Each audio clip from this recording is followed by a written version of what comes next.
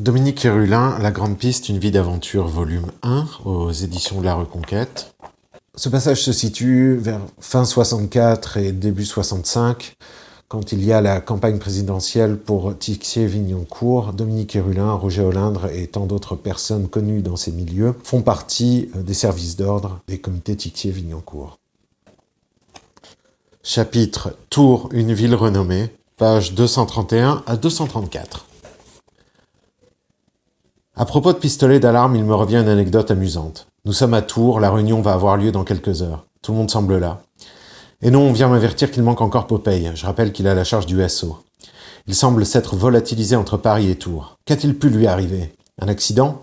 Ce serait une possibilité, car Roger a appris à conduire dans les rizières d'Indochine et ne fait guère de différence entre la route et les trottoirs. Il conduit, dirons-nous, pour le définir de manière pittoresque. Pendant que je suis en train de discuter avec le petit Pierre Durand, dit Durondible, vieux compagnon de Le Pen et en charge de l'organisation des réunions, surgit soudain une super belle fille, un canon. Tout le monde s'arrête de parler et jette des regards gourmands et amoureux dans sa direction. Cette très belle apparition vient droit sur moi et me demande, ou plutôt affirme d'un ton de certitude, « C'est vous, Roger Olindre ?» Je lis sur son visage parfait que j'ai le ticket monstre, et je réponds un peu rapidement sans même penser « Non, je suis Dominique Hérulin ». À l'époque, dans nos milieux, Dominique Hérulin, c'est une super carte de visite. À ma grande surprise et déception, la belle inconnue se renferme comme une huître. « Où est-il » me demande-t-elle alors. « Pas encore là. » Bon, je vais l'attendre car je veux connaître absolument l'auteur du Levain de la colère, un bouquin sur les parents en indo écrit par Popeye. Je ne me rends pas aussi facilement et j'essaye un moment, mais en vain de lui faire comprendre combien je suis, moi aussi, intéressant et ancien para. En fin de compte, elle me lâche que sans le connaître, elle le considère, après la lecture de son livre, comme un type super bien, et qu'elle a fait le vœu de coucher avec lui. Je suis encore plus désolé, car j'avais vis-à-vis d'elle les mêmes dispositions d'esprit. Mis au courant par moi des intentions de notre fiancé, Durondible vibrionne de rage lui aussi devant un tel gaspillage. Et le temps passe. La belle, assise dans un coin, attend patiemment. Alors qu'on ne l'attend plus, arrive enfin Popeye, fier comme Artaban, au volant d'une vieille bagnole américaine de gitan. D'où sort-il cette ruine? La peinture de la caisse est multiple, avec même des plaques de rouille. La suspension penche d'un côté, elle fume et tourne sur 3 pattes. Dedans, avec lui, pas moins de 5 membres du SO. 2 d'entre eux sont des anciens harkis, aux têtes particulièrement sinistres. La raison de leur retard? Les flics de la route, qui en voyant ce véhicule un peu spécial et la gueule des passagers, les ont longuement interceptés. Ils croyaient avoir affaire à une bande de mécréants. Pour simplifier les choses, notre camarade n'avait évidemment pas les papiers de la chose, au passé plus que difficile à remonter, prêté par le garage de Toc Toc, un bon copain à nous, alias 100 kg, ancien de l'OAS entre autres qualités. Le plus fort est que les poulets écœurés les ont finalement laissés continuer. Ils ont évidemment crevé en plus 3 fois sur le reste du trajet. Enfin, ouf, ils sont là. À peine arrivé, le salaud se trouve branché avec la plus belle fille du coin et ne songe pas un instant à laisser sa place. Nous surveillons l'idylle de loin, plein de mauvaises pensées. Nous espérons Dieu sait quoi, par exemple qu'elle va changer d'avis, mais non. À peine la réunion terminée, il l'emmène jusqu'à son carrosse et démarre dans un nuage de fumée. Je saute avec Dudu dans sa 404 et on suit de loin terriblement jaloux devant cette injustice.